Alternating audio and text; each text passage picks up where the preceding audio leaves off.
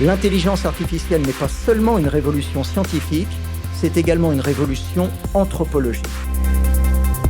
Si nous n'y prenons garde, un jour, nous laisserons l'intelligence artificielle décider de notre vie, de nos opinions, de notre carrière, de nos amours.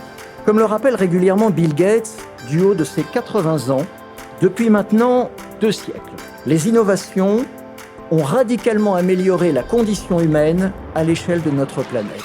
Cependant, nous devons tous nous souvenir de ce qu'écrivait à l'époque de la Renaissance François Rabelais. Science sans conscience n'est que ruine de l'âme. Si nous ne devons surtout pas freiner la science et encore moins renoncer au progrès, il est urgent d'accélérer la conscience des humains.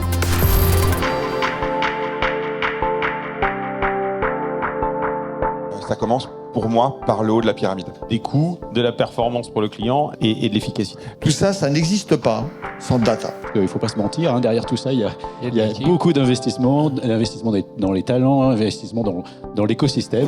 On cherche à gagner de l'efficacité sur notre propre métier. On passer de l'écran clavier, souris, à la voix et la communication. Comme ça qu'on a d'ailleurs défini la souveraineté dans notre observatoire, c'est la capacité de choisir la solution technologique qu'on veut mettre en place. Il y a une peur d'être observé, de ce côté Big Brother, de ce que l'IA va pouvoir savoir sur eux. Et bien évidemment, nos politiques, nos législateurs vont s'en occuper. On change un peu le paradigme par rapport aux anciennes IA. Si on veut passer à l'échelle avec ce genre d'outils, qui est de maîtriser la base d'information sur laquelle on travaille, maîtriser nos données. Pour l'instant, on ne peut pas expliquer ces algorithmes. On ne peut que regarder ce qu'ils font, les tracer, etc. Mais ça nous permet également de nous dire, mais qu'est-ce qu'on peut faire également pour qu'il n'y ait pas une sorte d'autocensure. Dans le doute, j'en fais le moins possible, comme ça je ne prends pas de risque. Avec cette possibilité d'évaluer le niveau de confiance que les citoyens peuvent avoir dans les systèmes d'IA qui sont utilisés par leurs administrations. Je voudrais rappeler que même si l'AI Act n'est pas encore applicable, le RGPD l'est.